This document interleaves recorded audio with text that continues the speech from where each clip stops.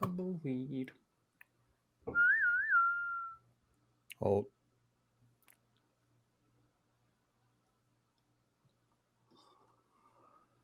It's time to get sexy, so watch Secular Sexuality Live Thursdays at 7 p.m. Central. Visit tiny.cc/YTSS and call into the show at 512-991-9242 or connect to the show online at tiny.cc/callsex.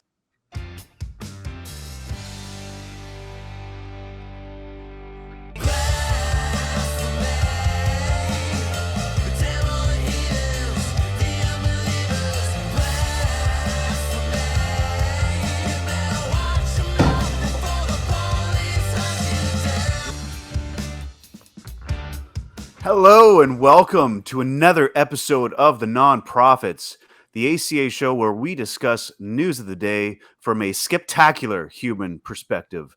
I am Nate Smith. Today, folks, today is something truly special. It is a red letter day in nonprofits history because we have not one, but two future superstars of the nonprofits joining us for the very first time. First up, welcome Ms. Phoebe Rose. Phoebe, how the hell are you?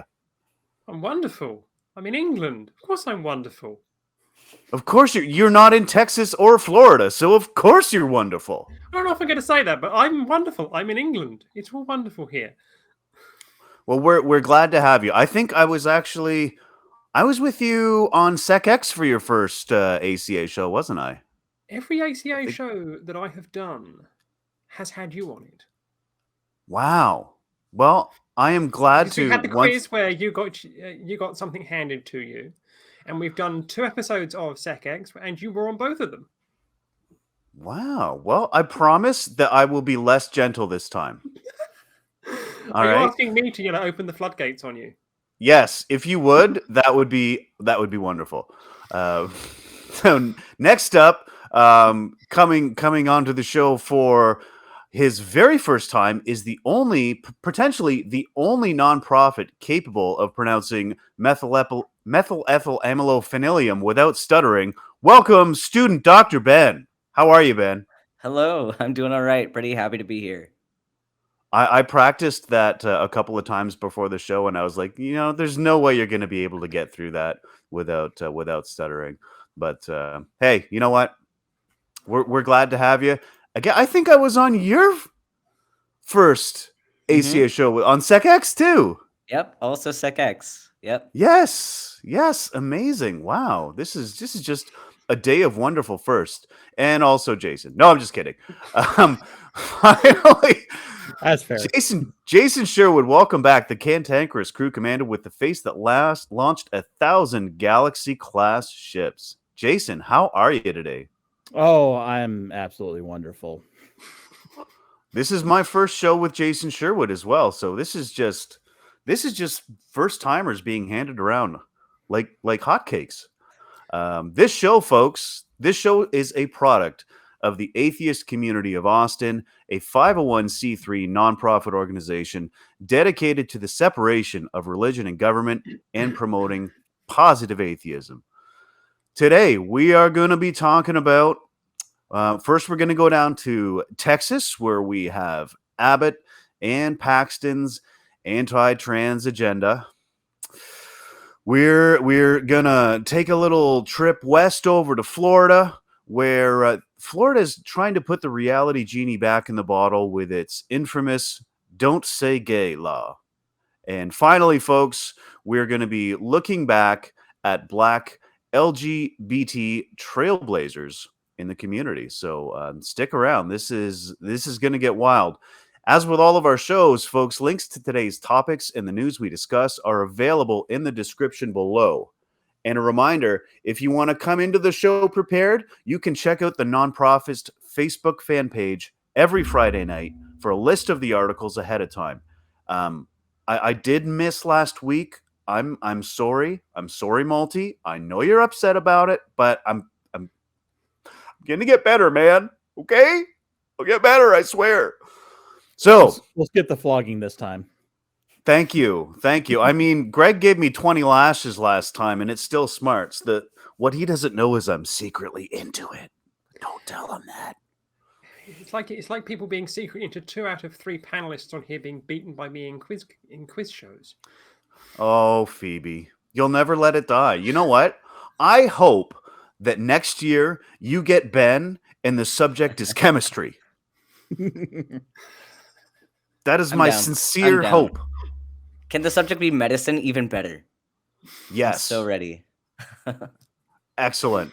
Phoebe needs to be taken down a peg. She is, in case you folks didn't know what we're talking about the recent trivia challenge that we did around the holidays so that our hosts could have a break. And Phoebe beat Jason and I. She only beat me by 1 point, but she did win, and she is the Commonwealth champion. Phoebe, congratulations. But I did get my ass handed to me in the final, though. So, yeah. Well, you know what they say, you can't win them all. But folks, we are going to move into our first segment, and student Dr. Ben, you are going to take us in to Texas transgender troubles. What have you got for us? All right. So this first one is the opinion from Ken Paxton, who's the Attorney General of Texas. This is opinion number KP0401. It states whether certain medical procedures performed on children constitute child abuse. And so basically, in a nutshell, this talks about certain sterilization procedures referring to puberty blockers, also referring to genital surgeries that they refer to as sex change procedures. And he talks about what he believes they are medically, and then also talks about the physiological and psychological implications of these changes, and then also about parents who choose to help their children get these certain procedures. And he makes some very bold arguments in favor of these being labeled as child abuse. And I know I have a lot of thoughts about this. I know Phoebe has a lot of thoughts about this as well. I don't know if you want me to go straight into that, because I have a lot to say about it. Well, I would just like to say that making bold claims doesn't necessarily mean they're accurate claims. Even like as a layperson, I had to look up a lot of words in this article. I'm not ashamed to admit it, but I'm curious to hear more from you, Ben. I'm also curious to hear more from Phoebe, so I'm going to kind of let the two of you riff for a little bit. But folks, before I turn it over to the actual two trans people on the panel who know way more about this than I do, I just want to say, if you get a chance to read this, it is a bit dry. There's a lot of $5 words, and I just kept thinking, like, if you can't dazzle them with brilliance, baffle them with bullshit. Because this seemed to me, even as a layperson, that this was just like a sneaky attempt to fool people that are not in the medical field into seeing these high-minded words, a lot of footnotes, a lot of references, but really in the end, it's just telling bigots what they think they already knew. It's flim flam and codswallop. Yeah, I like it.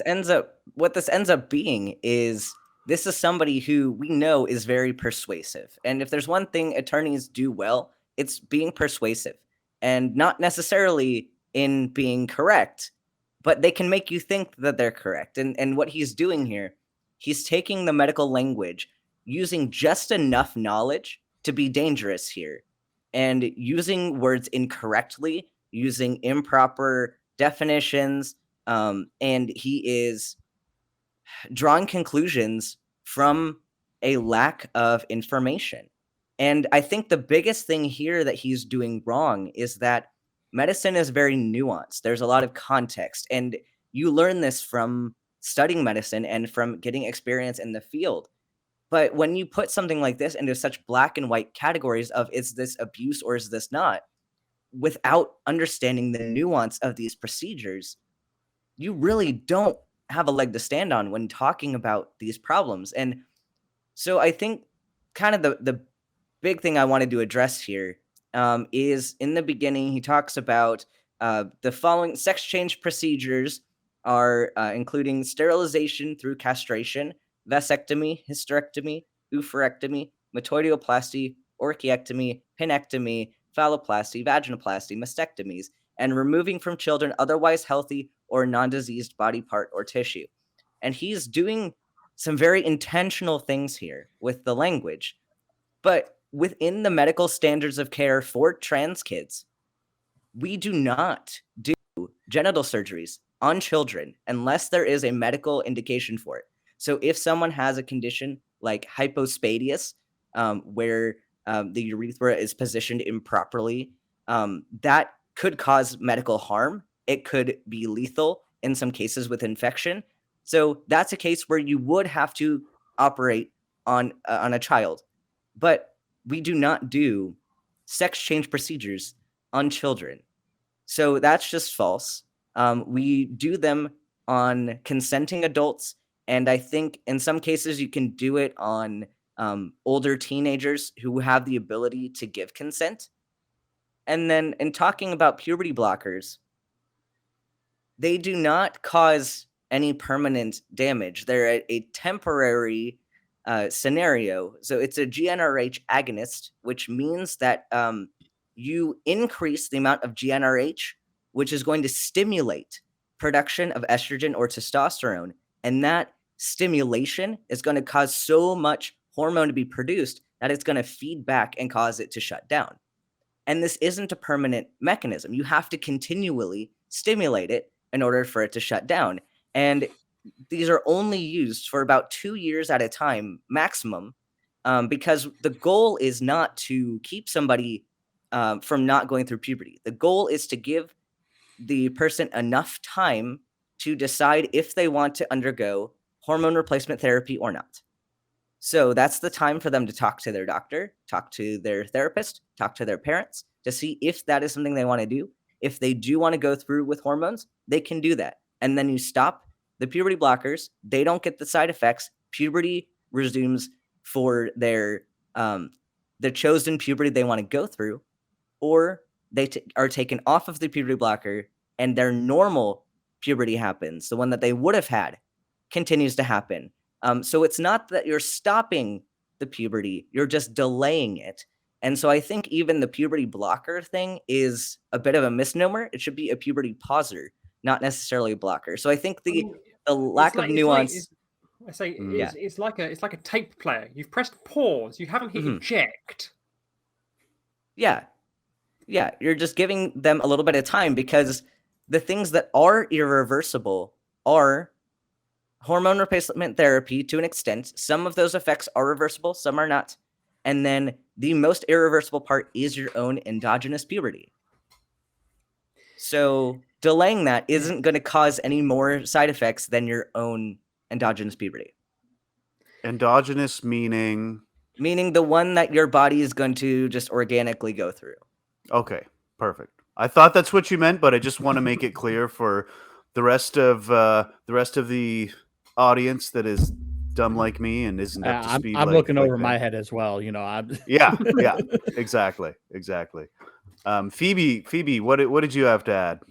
So there's a lot of problems that I have with the opinion that has been rendered itself. It leans very heavily on the Texas Code, and it leans very heavily on what abuse is. And abuse is very woolly in its definition, and this is included in the opinion, and I should just read it. It says, mental or emotional injury to a child that results in an observable material impairment in the child's growth, development, or psychological functioning. Now, that's a very broad-based thing, and very, very wide, because I, as somebody who does have some form of legal training, could very easily argue that preventing somebody from accessing these treatments quite clearly falls into an observable psychological functioning issue when it comes to certain levels of mental harm that can be caused if you deny a loving family the ability to support their children through what is a very difficult part of a child's upbringing, and to allow that child to be able to freely express themselves to those who are in their life, teachers, parents, doctors, etc. So for Ken Paxton to write this opinion, which is just an opinion, it's a persuasive opinion, but it's just an opinion. It's not legislation. It's not a court ruling. It's just an opinion written by the Attorney General. And that needs to be taken into account here, that this hasn't been tested in court, this opinion. This hasn't gone through the Texas House or the Texas Senate. It hasn't been signed by Greg Abbott into law. This is just Ken Paxton writing an opinion based on the answer to a series of questions that he received from a member of the Texas legislature. And some of the things that are used in this, which create a very difficult thing for me as a legally trained person to swallow, are some of the comparisons that are made in this. So there is a case that is cited in it, and it is called Skinner versus Oklahoma. And Skinner versus Oklahoma relates to the 1935 Habitual Criminal Sterilization Act. And this was a legislation that was passed by Oklahoma that said that a judge could order the sterilization of, quote, habitual criminals. And this would be either a vasectomy or a salpingectomy. So one of those two things would be able to be on the table. And they are comparing trans-affirming treatment to this legislation and to the case of Skinner versus Oklahoma, where Skinner versus Oklahoma ruled that no, the state cannot habitually sterilize those who are convicted of crimes. And it used the language of eugenics when it was saying that, because it was using wording like, in the wrong hands, this is dangerous. So what Ken Paxton is doing with his comparison here is he is creating a dichotomy where he is saying, on the one hand, we don't allow the eugenics of criminals. But we'll happily allow the eugenics of your children and your future children, which is absolutely disgusting to hear somebody make that comparison, that my existence is the comparison to eugenics. And as somebody who is also of Jewish heritage, to hear eugenics bandied around because certain people with red armbands used to like that in the 1930s and 40s is also very distasteful to hear as well. So I think that Ken Paxton has gone slightly off the deep end here and has gone swimming around and has found some things, as you said, Nate, and as Ben has said, to make himself sound all wonderful. But in the end, he's just talking legal flim-flam, codswallop, and a load of tosh. It's a total non sequitur. I got that too. And I was just like, what does that have to do with this? Like, you're just creating. I totally agree with what you said. You're just creating this false narrative, and then being like, well, it's got to be this or it's got to be this, and it's like anybody with any sense of nuance or any sense of critical thinking can read that and be like, that those two don't match. Sorry, Ben, go ahead. Oh no, I was gonna add something to that, because something else that he does along the same lines, where he equates parents consenting to a child receiving gender-affirming care, equating that with Munchausen by proxy, which is a psychological condition where a parent would seek medical attention, sometimes even invasive medical attention, for their child who does not need it. And he's comparing that to a parent, seeking medical care for their kid, which this is different. This is not even close to the same thing, because it's not the parent necessarily seeking the gender-affirming care. It's the child. This is about the child, and the child does need something. This is standard medical care. He could make the same comparison with, you take your child to their primary care doctor for, I don't know, an ear infection, and yes, the parent is going to consent to the child getting medications for that. That doesn't make it not necessary. It's still necessary. It's the same level of necessity with gender-affirming care. It's not someone faking it. So that's just, and legally, that has a whole separate implication legally as well. As I say, when it comes to Munchausen's by proxy is a form of abuse when it is vested onto children, because it is requiring children to be placed in a situation where they may necessarily go through medical procedures which are completely unnecessary. These are not medical procedures that are completely unnecessary. And what I see throughout this very loophole-loving opinion that's been written by Ken Paxton, the loopholes are so large here, you could race the America's Cup through it. And I mean, for goodness sakes, to try to say that being a responsible parent in taking your child to see their primary care physician is the same as taking your child through unnecessary medical procedures is absurd.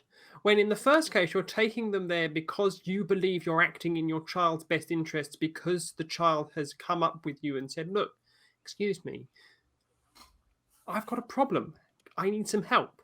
Whereas in the second one, you're going, ooh, there's something not quite right with my child. You've got a and problem. It's not, and it's not the child saying it, it's the parent Right. saying it. Absolutely. I want to give Jason a chance to weigh in here as well. Well, I am not a parent. I'm not trans. I'm not a doctor. I don't have any legal training whatsoever. And in a lot of cases, and in fact, this whole episode, I kind of have the face of the enemy, so to speak. But I do like to be an ally when it comes to matters like this. And I look at these, again, as Phoebe said, opinion pieces, and that's really what this is. It's opinion wrapped in legalese. A term I like to use is kind of like a truth laundering. Let's take a tiny little bit of truth, wrap it in a bunch of misinformation and lies, and that's pretty much what we've been seeing for decades and decades and decades.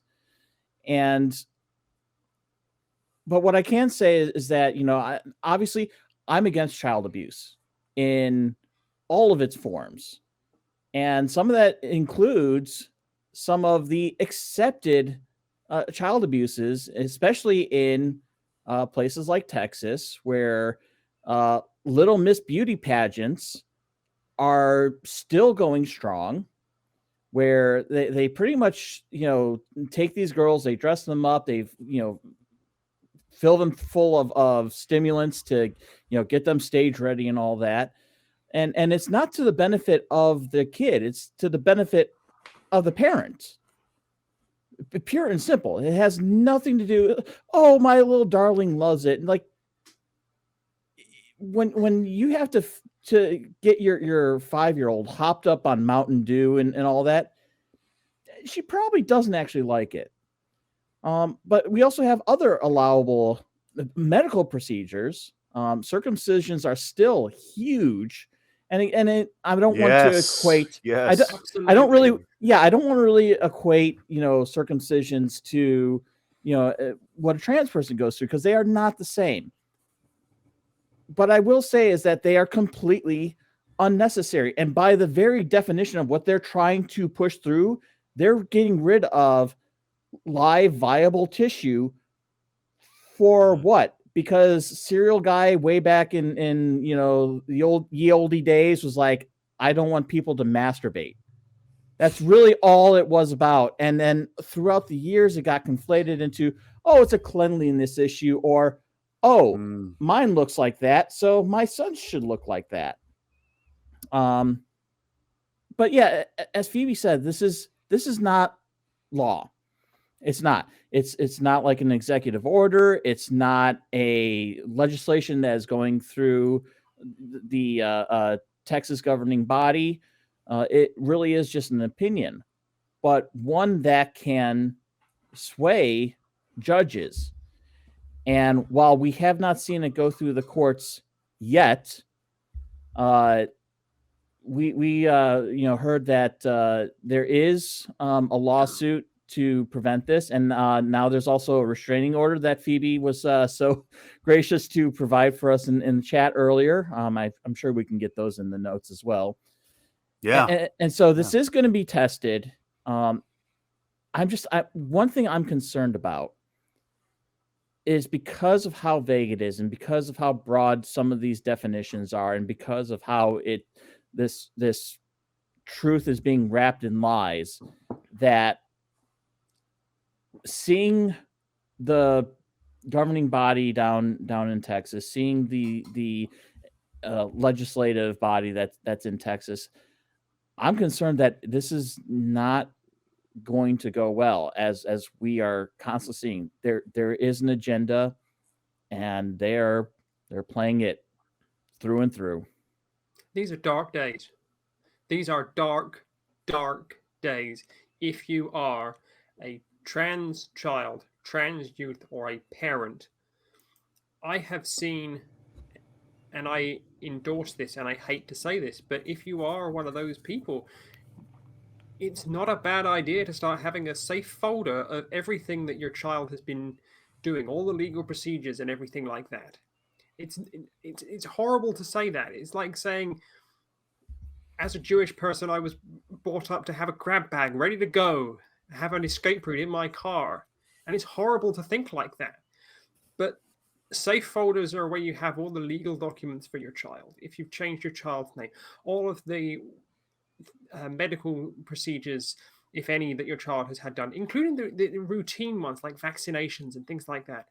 And just making sure that you, if there is a knock on your door from Family Protective Services, as is listed in here, that they will start investigating the families of trans kids, you can demonstrate that you have a loving family unit, that you are looking out for the best interests of your child.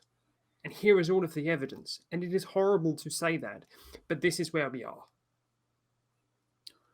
Yeah, I had one more thing I want to throw in, and then I'll let Ben wrap up the segment. But I just want to say I didn't find this convincing at all. I read through this, and I was looking at this list of side effects from transition surgery that he lists off, and it goes like, it runs the gamut. It's decreased libido, cancer risk, benign pituitary prolactinoma, whatever that is. Maybe Ben can tell me. But as a layperson, I'm just reading this, and I'm like, okay, I kind of don't buy it, but you've got a lot of footnotes here, so let's just take a look.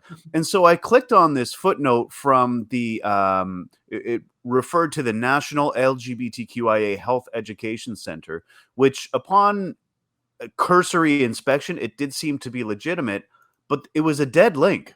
There was nothing there. And so I'm like, well, that's funny. Like, this isn't like old news or anything. This is pretty recent. So why is this going to a dead link? And then I scroll down to the next page, to the next ridiculous claim, and I'm like, well, that seems kind of fishy. Let's actually look at the footnote, and maybe I'll take a read at that. And that was a dead link too. And I'm like, okay, now this is kind of weird. Like, the website is cited 3 times. Each link leads nowhere. And that, to me, super fishy. But the other thing that stuck out in my mind was that even if this sort of treatment does give you higher blood pressure or higher risk of this or that or the other thing, there are innumerable drugs and treatments that have side effects, right? Like, there are if you've ever seen a pharmaceutical commercial in the United States, you know that there are a bunch of side effects that sound pretty fucking scary. But the point is that there's a net benefit to this drug or to this treatment. That's why they're selling it. That's why that's why it passed the checks that we have for these new drugs and whatnot. There's a net benefit here. Everything's got a side effect. Increased blood pressure, I might take that trade-off for, reduced risk of suicide or being uncomfortable and unhappy for the formative years of my teenage life. Like, that seems to me to be a pretty worthy trade-off. But Ben, what is pituitary prolactinoma? Prolactinomas are some of the most common tumors of the pituitary gland. That's a whole separate show right there about pituitary prolactinomas. Well, I'm sorry I opened that can of worms, but I was just kind of reading that, and I'm like, I'm not buying it. But go ahead and take us out of this segment.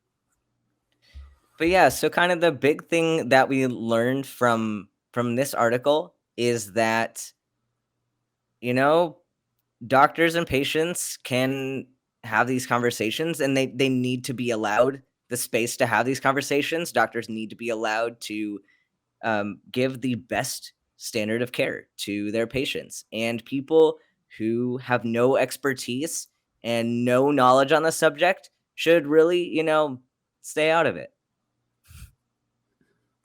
Truer words were never spoke. All right.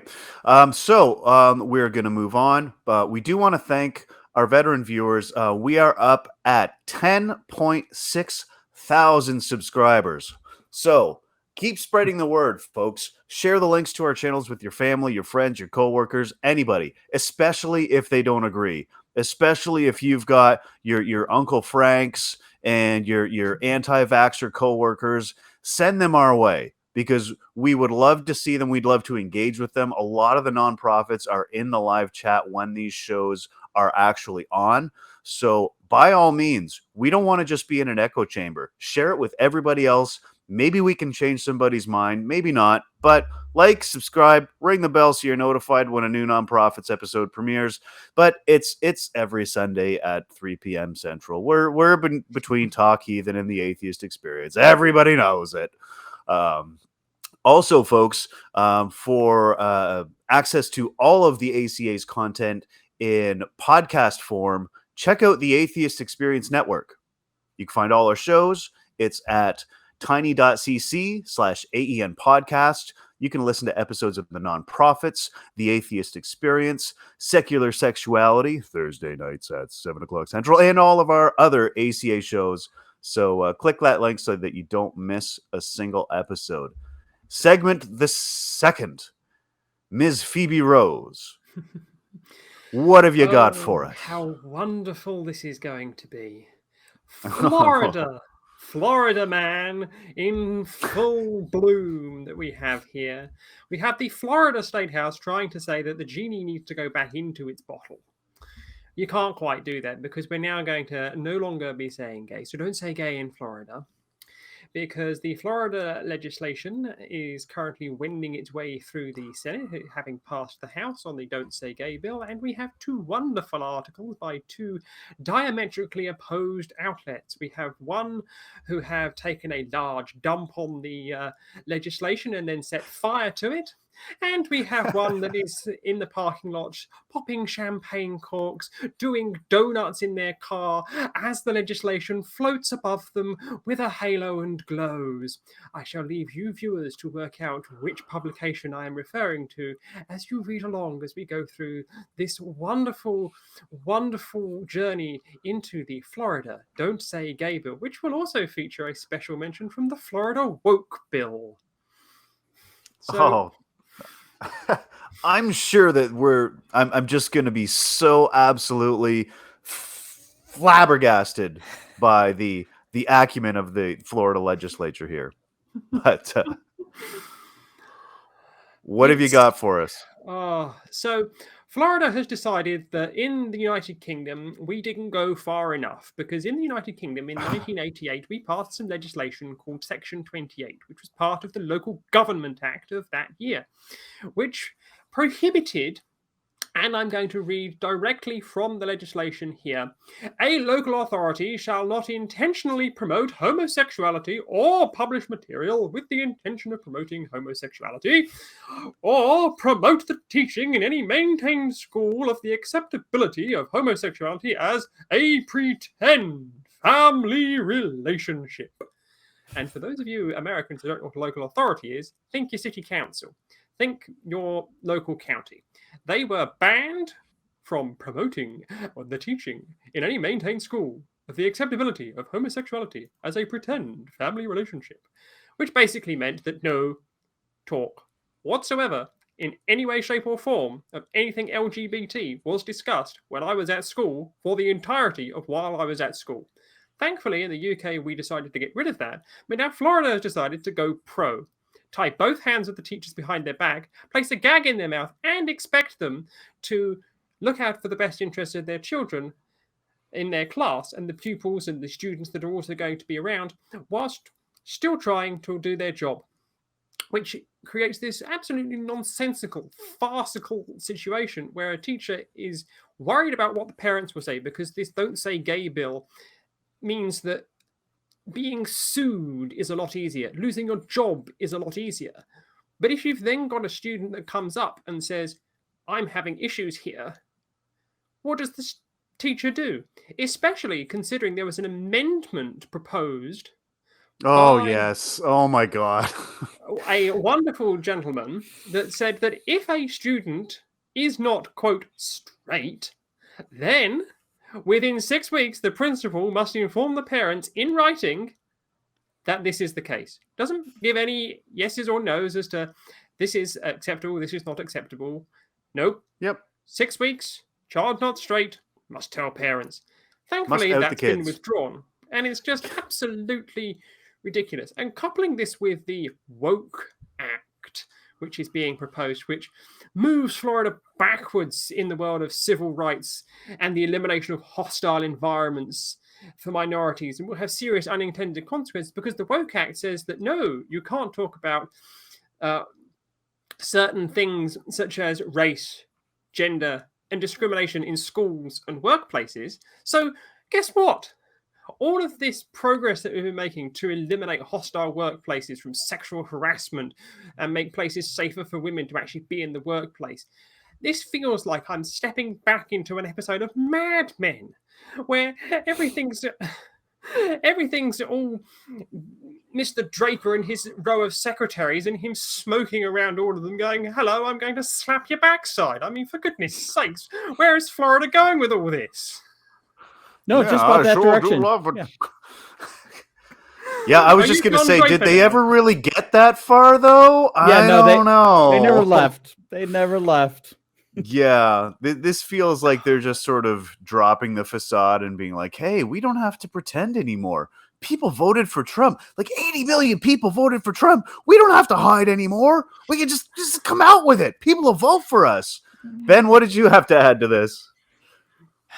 Just like the whole concept is absolutely ridiculous. But like I saw that like a lot of the rhetoric around this tends to be like, you can't tell us how to parent, like you can't tell us how to do things for our kids, and which is funny because it's like no matter how many kids you have, doesn't matter if you're a parent, but like your right to be a parent and your right to control what your kids do and know every little thing that your kids do, like does not mean that you have expertise in psychology, sociology, or biology. Does not mean you know anything about how your kid functions. It means that you had a baby, or your partner had a baby, or you adopted a baby. Something you have some kind of child. That's it. That's all it means. It does not give you any credibility. It does not mean that you are right at all. It just means that you have a kid. But people are using this as some sort of assertion of their authority, and it's funny because this right to know about your kid's sexuality and gender identity if they come out to a teacher at school, just like there are certain cases where you don't need to inform parents about certain things that are going on in your kid's health, and this is for safety reasons. Certain interventions such as STI testing, abortions, prenatal care, don't need to have parental consent, in most states at least. And this is because it is better for a child to receive care and not have the parents know about it than to not receive care because they were too scared to report that they were having an issue. Like if you have a kid who is, like, say, a 16-year-old who's sexually active and wants to get an STI test or a pregnancy test, how many of them do you think are going to go to their doctor and report that they want that if they know, hey, I have to report this to your parents? They're not going to go get the care. So it's better. Sure, it would be great if we could include everybody in on this decision-making all of the time, but sometimes for safety, it is more important, it is better, it is a greater good to not report it and to treat the person independently. I mean, what next? We start asking parents who have had one of their children come up to a doctor or a teacher and say, look, I think something not very nice has happened to me. Do we ask them if we're going to get their permission before we carry out a medical inspection with suspected abuse? That would be insane. But this is the level that we're actually dealing with here, because what it's saying here is effectively parents have the right to know and consent to everything that is done to their child, treating their children like they're indentured serfs, in the same way that Dred Scott v. Stanford treated poor Dred Scott when he tried to sue for his freedom. I mean, this is absolutely ridiculous. And children are not the property of their children. And children are not the property of their parents, even. Yes. I know children are not the property of their parents. Parents are not the property of their children, even. Yeah. As Ben says, you've just had a child. That's it. And that's where, you hear about, parents' rights. Okay. And it sounds very eerily similar to, a state's rights. Like you said, the children are not the property of their parents. And when people say, the Civil War was fought over states' rights, and I wanted to go up to them and say, finish the sentence, because there is so much more in that. It's, states' rights to own people and reclaim their property, because that's what that was about. North said, no, we're not letting you have these free people that try to leave you. And South's like, but we want our property. And the same thing is happening here in different language. Obviously, it's not the same exact thing, but it's like, parents' rights to know everything about their kid. And you do need to know certain things. You need to know, like, if they're breaking the law once they get to a certain age,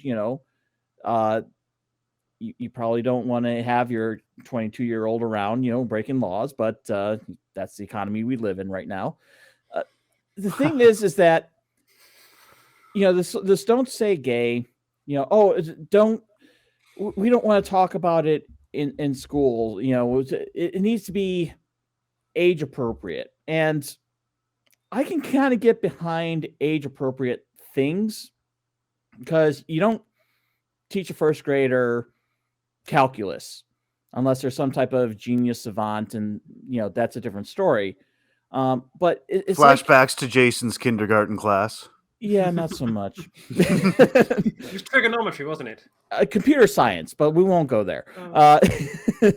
So everybody is treating this like, you're sitting little Billy or little Julie down, in kindergarten, and it's like, so here are two gay men who love each other very much, and they're going to Roger each other silly in the next room because of this. It's like nobody is teaching that. No one is saying that. They're saying that, love is love, and these two people are together. That is pretty much it until they get older and they can understand and have more maturity.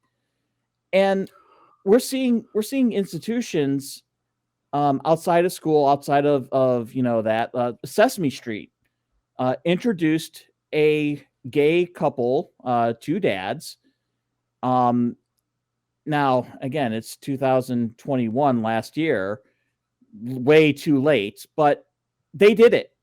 And the fact that they're willing to do that, the fact that, it speaks volumes that there is some positive change. It's just not happening in Florida. Because I say the most revealing thing in the National Review article was they confirmed that Ron DeSantis supported this bill, but hasn't even read it. I loved that. I love that. I zeroed in on that too. I think we all had that in our notes, that he was just like, oh wait, hating gays? Hell yeah! Hell to the fucking yeah! Let's go, baby! We're done here. Get those icky gays out of here. Yeah. I'd also like to say, I don't know if any of you guys have children, but I have three. I have three kids, 20, 17, and 14. And yes, Ben, I'm not an expert just because I fucked 3 times. I know, okay? But I hate... times? Wow. Yeah, at least 3, Phoebe. At least least. 3. That's so many Maybe. times. Do the math. I know, Yay! right? Oh, hey. See, I was in Here's the kindergarten pre-calc too. But I There hate you go. this fascist attitude of conservatives to think like you guys were saying that they can control their children. The children are not your property. You are the custodian of their well-being. Like, you are not their master. You are their guide. And that is all that you are. And your children are going to grow up to be very different people than you. And that's okay. And that's great. Like, who wants a little clone of yourself running around? I don't. I revel in the fact that my kids are way different than me. My daughter just got asked to paint a mural at her school. I can't even draw a fucking stick figure. I don't know where she gets it, but she's been able to flourish. And I absolutely love that that my kids are different than me. I've never tried to sort of pigeonhole their development. And yeah, I've tried to be their guide. And I think a lot of these people, like, they have no idea what it is to be a good parent. Completely missed the mark. I think we should all take one line from the Hill article. We should all oppose this until we're rainbow in the face. Every single one of us, until we're rainbow in the face. I love. We Yes. should that line. oppose this nonsensical Section 28 from the UK on steroids. It's probably going to be signed into a man who would, even if he was just given it in the middle of the night when he was asleep, would go, "Oh yeah, what's this say? Oh, don't say gay. Yeah, I'll sign that." Yeah, exactly.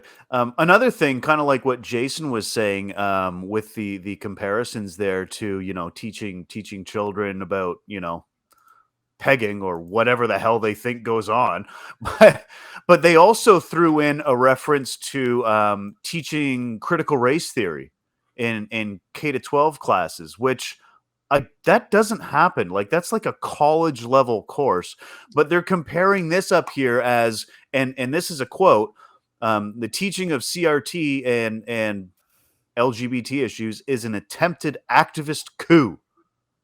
This is an activist coup to teach critical race theory and history. Like, it's almost like the people that protested against desegregation in the 60s, they don't want their grandkids knowing that they protested against desegregation in the 60s, and that's why they voted for DeSantos.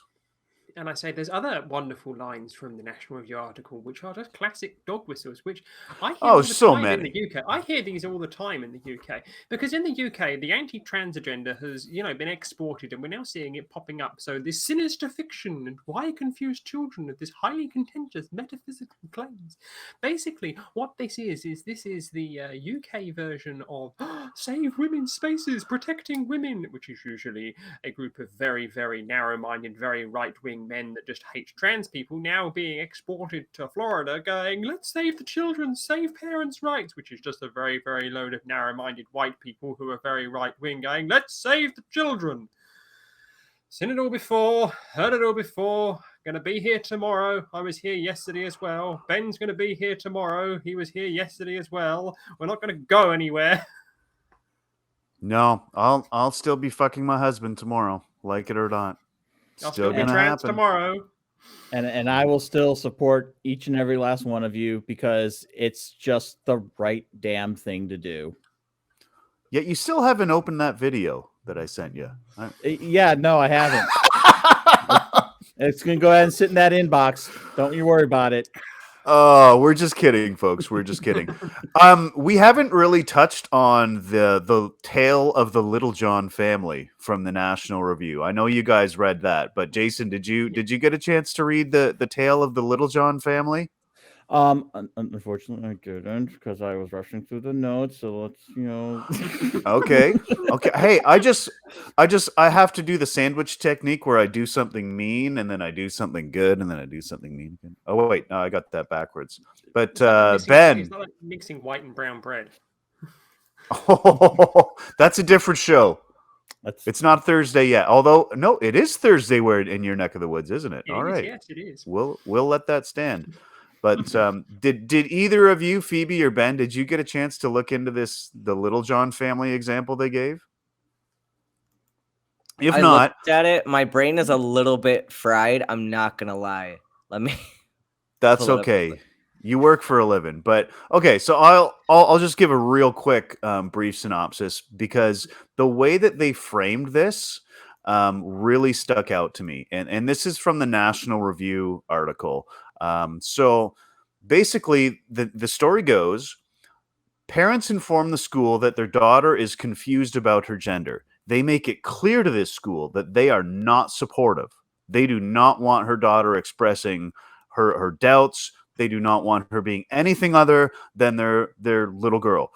The article then goes on to vilify the teachers for asking this girl what pronouns they prefer, what restrooms they're comfortable with, whether this kid wants them to share this information with her parents. This is presented as progressive overreach.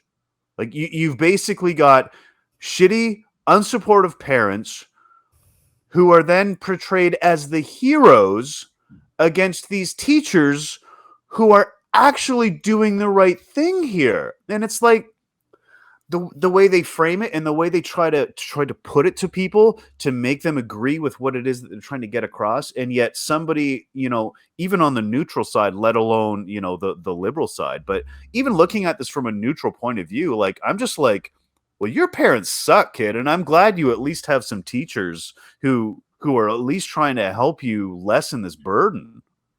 Right. And thinking about like these people, the teachers in this example aren't even like that progressive. Like they're doing they're doing the bare minimum. Exactly. Absolutely. But this bare minimum is now overreach. Like this is too radical, too extreme for you to ask a kid like how they prefer to be called and like where they feel safe. Like that is the absolute bare minimum they could do. It's like take an example. A woman gets married and doesn't take her husband's name. This is a heterosexual marriage, and they have decided that they're not going to take the name. But you insist on calling her Mrs. Smith when she wants to be known as Miss Jones. You insist, and you keep doing it because you're married to a man. Therefore, you must follow the patriarchal requirements, and you will be Mrs. Smith. I don't care whether you call yourself Miss Jones still. You are still Mrs. Smith as far as I'm concerned, because I demand that you follow this set of rules that I have imposed, for goodness sakes. How dare you do anything different?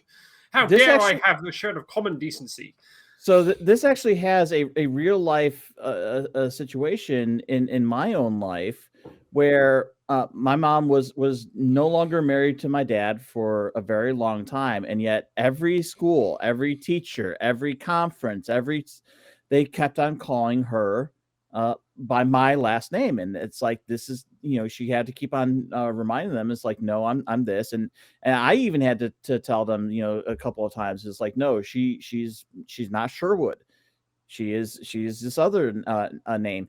And most of the time, being in the liberal bastion of Illinois that it was no big deal. But there were a couple of times where it's like, oh, you're just lying to me. Like, no, this is really what it is. And if you actually took the time to talk to her and understand what the situation is, even back then, even in a liberal bastion, you do get some of that sexism. Well, and it's just funny that the people who are supposedly in favor of autonomy and freedom, so much freedom, and then they're so like restricted to like, no, you can't do this. You can't do this in school. You can't do this to my kid. Like, Do you want freedom or do you not? I'm confused about their argument. It's very inconsistent. You can have your freedom with your God and your guns. Remember, everyone, America's about freedom. Freedom to Unless Asterisk.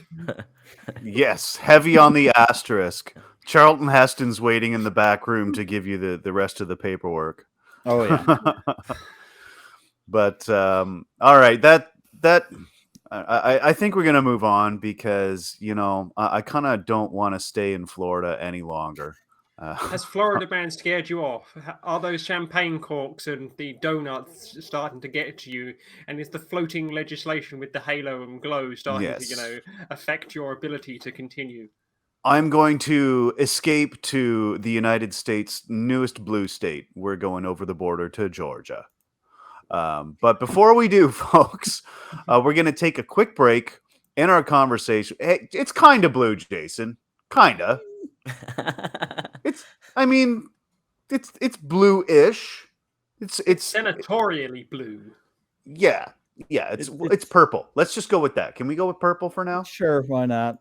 All right, we're going to go with purple, folks. We're also going to take a break in our conversations because if you didn't watch some of the other content that the Atheist Community of Austin put out last week, here is a sneak peek at what you may have missed. I mean, there is nothing about anything else that we have done as a state in terms of the way we finance things, in terms of the way we legislate. It would make you think that we give a flying about taking care of kids broadly. Talking about Christianity in terms of like, well, I can pick through this and try to find the nicest things about it. The way we say it where I come from is you pick through the turd to try to find a bit of corn. What if we could take some fetal cell tissue and mix it in water and then create a big circle around the nation's capital, and that way no Christian nationalists can cross that line and get near the capital because they'd have to cross a barrier of fetal tissue. So the experts in multiple fields of medicine, we've got the American Academy of Pediatrics, the American Academy of Family Physicians, similarly, the organizations for adolescent and child psychiatry and for general psychiatry, they have been saying this for a while, that the best, most up-to-date standard of care for trans kids is to support their transition. Well, I have experience with the demons, with the spirit. Okay. How do you demonstrate to me what those laws are? How can I tell the difference between whether or not what you say is true or whether you're just making up?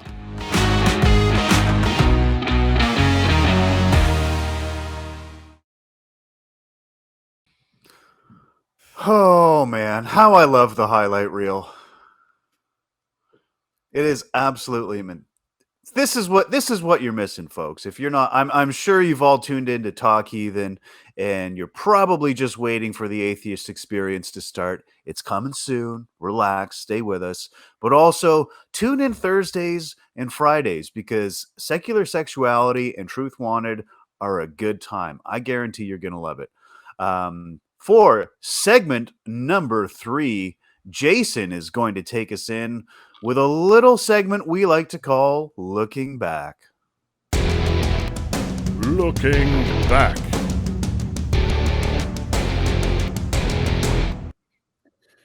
All right, so for our looking back, I want to first start out, saying what we're looking back on, and in our article, we've got 16 queer Black trailblazers who made history. But before we do that, I wanted to take a moment because Cynthia McDonald was supposed to be on this episode and present this article. This is something that is very much in her wheelhouse. Unfortunately, for the second time this year, her family has suffered a horrendous tragedy. Our hearts go out to her and her family. And while being a nonprofit, we are unable to do certain things like plug any kind of GoFundMe if there is one. I haven't seen one yet from her. We can't plug that, but what we can do is we can all show her and her family all the love that we can. So if you are in the live chat right now, give us some hearts for her. When the show is concluded, or if you're watching this later, just go down to that comment section and just show her the love, because Cynthia is the voice of the nonprofits. You know how she beautifully sings the faithless gospel, but she is also the closest thing that any of us come to having a soul on this show. So please, please, please, give her your love, and tell her that we grieve with you and we wish you all the healing. Cynthia is a fucking queen. She is very much that. So again, our article is, the 16 queer Black trailblazers in history, and I mean this is a pretty good list, and I wanted to highlight two, because again, Cynthia really wanted us to highlight two major ones, and kind of gloss over Lightfoot because Chicago. Because Chicago, it's politics in Chicago. I don't know what to tell you. But James Baldwin, writer and social critic, he's done a lot of essays, Notes from a Native Son, Giovanni's even room, if I could actually read that. He's had, lectures, race, racism, and the gay community, big time activist, and he was around 1924 to 1987. So, definitely that civil rights era where it was not good to be either Black or gay. And then the other one she wanted us to highlight was Barbara Jordan, civil rights leader and attorney, first African-American elected to the state Senate, first woman African-American elected to Congress, 1972. She was given the Presidential Medal of Freedom, which if you go through this list, you're going to notice that there's quite a few Presidential Medal of Freedoms in here. And, she was open about her life partner for nearly 30 years. And again, a lot of that during a time when it was not good to be Black or gay. So a lot of really great names in here, but I want to hear what everyone else thinks as well, except again, not about Lori Lightfoot. And Cynthia, one more time, just for you, fuck Green Bay. Fuck Green Bay indeed. Well, one thing that stuck out to me as a sort of a theme was that I was looking at the people on the list, and of the 11 people in the article who are no longer alive, none of them made it past their mid-60s. And that really, I was just looking at the lifespans there, and I'm like, it just stuck out in my head that marginalized communities typically, suffer from poor health care, higher rates of homelessness, incarceration for pretend crimes that aren't actually crimes, and how that's reflected in people's lifespans. I wonder how much more these people could have accomplished. Ben, I'm sure you can attest to, the lack of care in marginalized communities affecting people's well-being in the long run. Oh, absolutely. And intersectionality is a big thing that I'm seeing here, and kind of one of the main things I got out of it. Because with anybody that you have in the LGBT community, they bridge several different communities. You have all kinds of different backgrounds, all different stories portrayed in this one community, and it's definitely something that plays into people's health, and this is something that is very generational. things have gone on for a long time that play factors. And so when we're talking about the LGBT community, we can't look at it as just this one type of person in the LGBT community. We need to think about all of these different people that are brought together under this umbrella and the many other umbrellas that they are also under. And so people kind of in this list that I was paying a lot of attention to. I mean, I have a huge respect for Marsha P. Johnson and her journey being a trailblazer for the trans community. Like I get emotional just every time I think about her story and everything that she went through and everything that she did so that people like Phoebe and I can be as open as we are today. And I mean, it's there's a lot to be said. I definitely wish Cynthia was here because I really would love to hear her takes on all this. I wish Cynthia was here too. I was actually looking forward to being on another show with Cynthia. I mean, I'll take Jason too. Jason's cool too, but I was really looking forward to having Cynthia's input into this because she's probably heard of these people, almost all of them, and I will confess I'd heard of 2 of them before reading this. So it was an interesting experience. The one thing I will say, and this is on a less serious note, but where's RuPaul on this list? Like, is anyone not surprised not to see RuPaul on this list? I'm surprised. I'm surprised as well. Because I think it was, you know,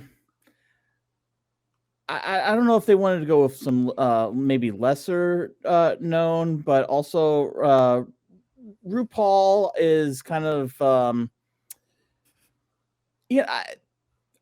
is RuPaul. that's really all you RuPaul can is fabulous. Yes, absolutely. And RuPaul is show business too. Yeah, and I get that. Well, and there is some show business in there. In this list as well. So I mean, it's not just political leaders, but there is show business and activists, and politicians, all the different likes. But you know, I will say that as much as Cynthia isn't actually here, I mean, she did provide us some fantastic notes that were definitely a pilfering. And one of the things I wanted to read a quote by Lorraine Hansby, because this ties into the whole secular nature or the atheist nature that we do here on the nonprofits, and it's that God is just one idea I don't accept. It's just that I get so tired of him getting credit for all the things the human race achieves through its own stubborn effort. There simply is no God. There's only man, and it's he who makes miracles. And the sooner that we realize this fact that we are the ones doing this, that we are contributing to this world, that we have much more power than we even think is possible, then we can move forward from racism, from transphobia, from homophobia, and all these quote unquote misunderstood things. That was a great quote. I think there was another one that I really liked. Was at a debate. Who was that? It was James Baldwin debating William F. Buckley Jr. at the University of Cambridge. And I know, folks, we don't often do quotes here, but I this was my favorite one. Jason got to do one, so I get to do one. Okay. All right. Fair enough. Now we are speaking about expense. I suppose there are several ways to address oneself to some attempt to find what that word means here. Let me put it this way. that from a very literal point of view, the harbors and the ports and the railroads of the country, the economy, especially of the southern states, could not conceivably be what it has become if they had not had, and do not still have, indeed for so long, for so many generations, cheap labor. I am stating very seriously, and this is not an overstatement. I picked the cotton, I carried it to the market, and I built the railroads under someone else's whip for nothing. For nothing. Mic drop. Mic drop. Bam. Phoebe, did you have something to add to to this cavalcade of quotes? I can't follow that. I just can't follow that. There's no way of following that kind of mic drop. It's just not possible. Well, to be fair, it wasn't my mic drop, but this particular during this debate, Baldwin spoke for 24 minutes, wasn't interrupted, and when he finished, the crowd gave him a standing ovation. Which I should think so. I should think so. I mean, Bloody well done. Yes, absolutely. And yeah, I was reading through this list. There were so many inspirational things that these folks have said, and again, I said this earlier, but I wonder how much these people could have truly accomplished had they been nurtured and have they had access to the same opportunity that white straight people have and continue to have. The world would be a much better place. But did anybody have any other favorites from this list? Well, I'm always naturally going to be drawn towards Marsha P. Johnson. Always, as a trans woman, I'm always going to be naturally drawn to one of the most vivacious and wonderful characters on this list. I mean, those of you who are a regular viewer of ACA programming will know the wonderful Arden Hart, and she, for LGBT History Month last year, did a wonderful drawing of Marsha P. Johnson, and it encapsulates everything about Marsha, because Marsha is one of those characters which is trying to be stolen from the trans community by those who don't like the trans community. And by that I mean is that there's a lot of denial that Marsha was ever a member of the trans community. Oh, Marsha was just a drag queen. Oh, Marsha was just XYZ, but Marsha wasn't trans. And making sure that the trans community don't allow the theft of Marsha P. Johnson away from the trans community is really, really important, because we, as a community of trans people, particularly when it comes to non-white trans people, is essential to make sure that we keep the voices of non-white trans people there and non-white trans people heard, and to keep hearing, no, Marsha wasn't trans. You may not like that Marsha was trans, but guess what? Marsha was trans. Marsha may have been a drag act as well, but that was a way of going out and making money that wasn't going out and doing other things that would get you collared and felt by the law. So when the men in blue would come down the street where you were, it was much safer to be inside somewhere than it would be to be outside somewhere. And that still wasn't great, because you remember the Stonewall riots happened at places where there were a majority of queer, non-white folk, and mainly drag queens, mainly trans people who were there at the Stonewall. And before that, the one that always gets missed before Stonewall was the Compton cafeteria riot in San Francisco. And to remember that history as well, and to remember that trans people have been this minority, and to remember that Marsha was one of the trailblazers. I will forever love the life of Marsha P. Johnson, because it allows me to sit here today as a trans person and go, I am a trans woman and I am not going anywhere. Well said. Well said. Well, can you tell me a little bit more about the cafeteria riot? I'm So, curious.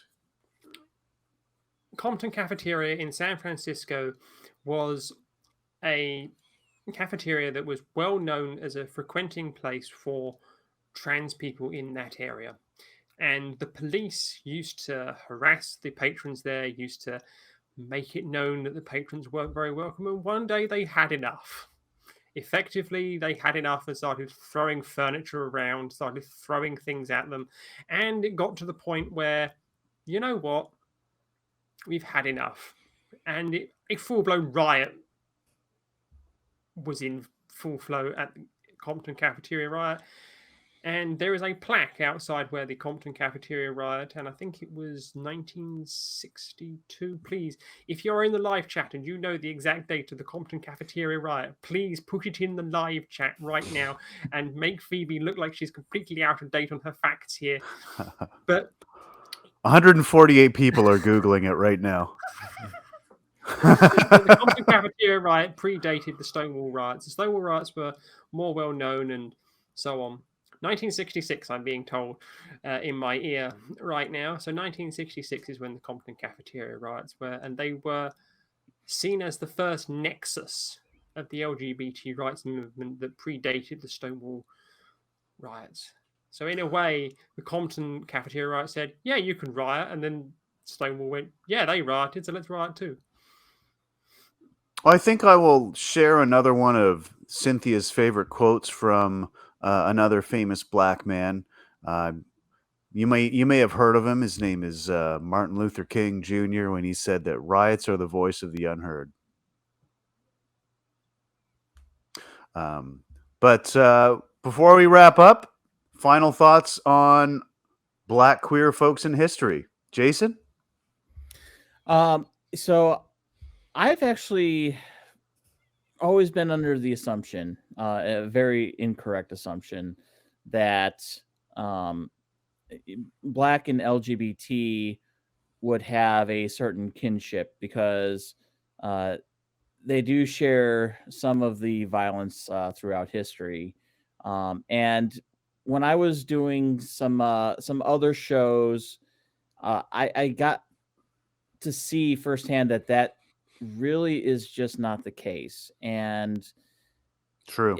It was so refreshing coming to the atheist community of Austin and seeing black atheists do have a kinship because they actually do know their history a lot better than your average layperson, and they know that there is a kinship, and so it seems like when you are able to break free from those religious ideas, you are able to explore you're basically able to open up your mind, and I think that is something that we see.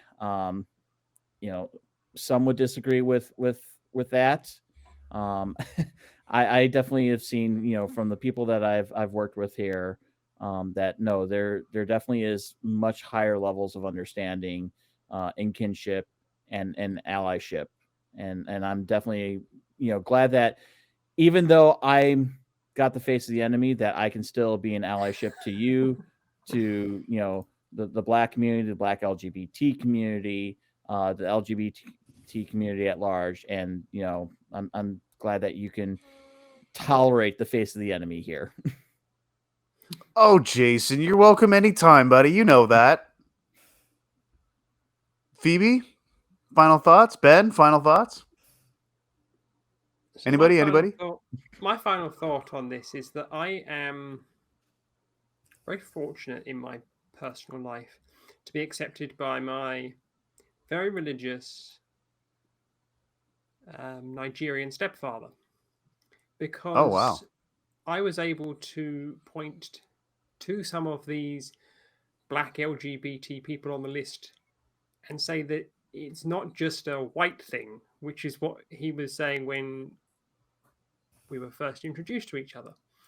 And whilst we have our differences, he is able to accept that trans people exist in his culture as well as in my culture.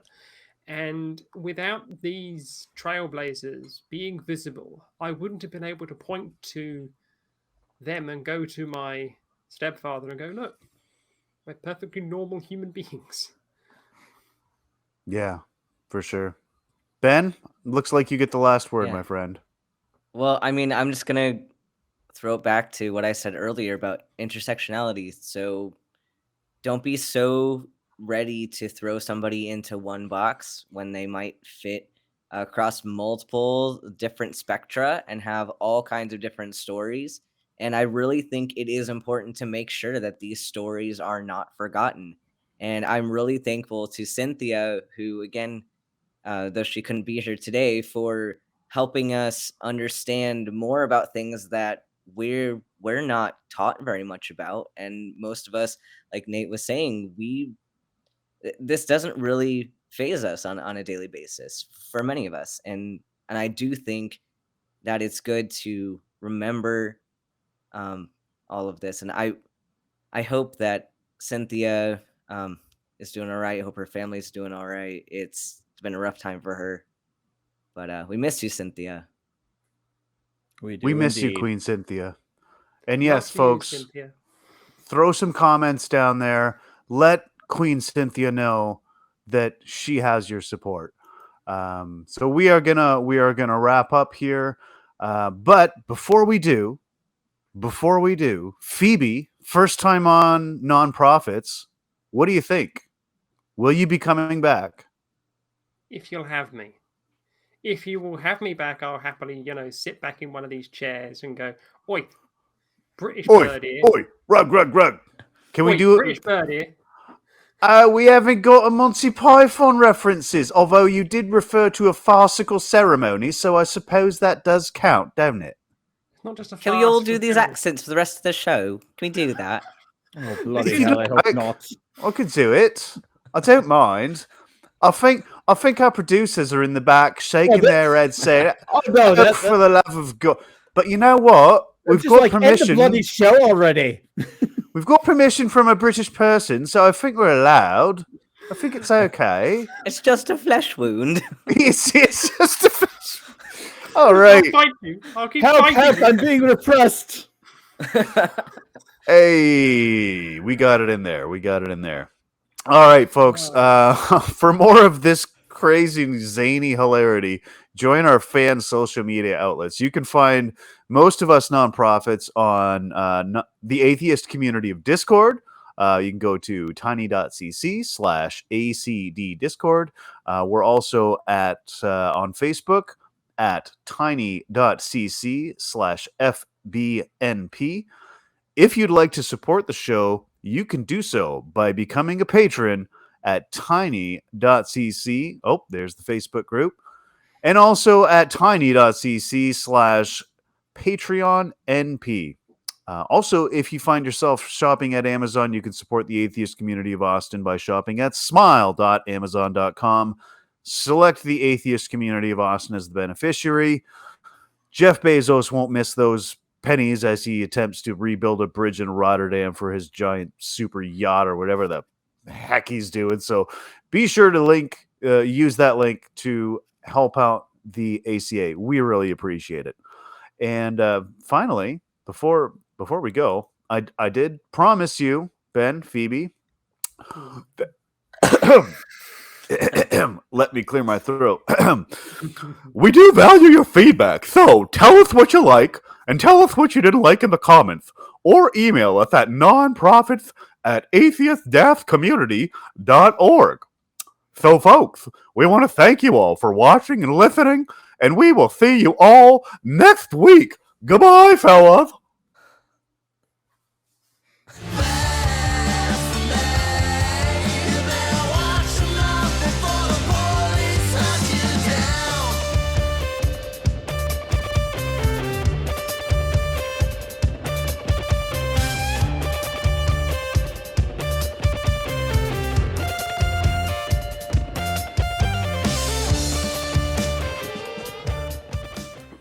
Watch Talk Heathen live Sundays at 1 p.m. Central. visit tiny.cc/YTTH and call into the show at 512-991-9242 or connect to the show online at tiny.cc/callth.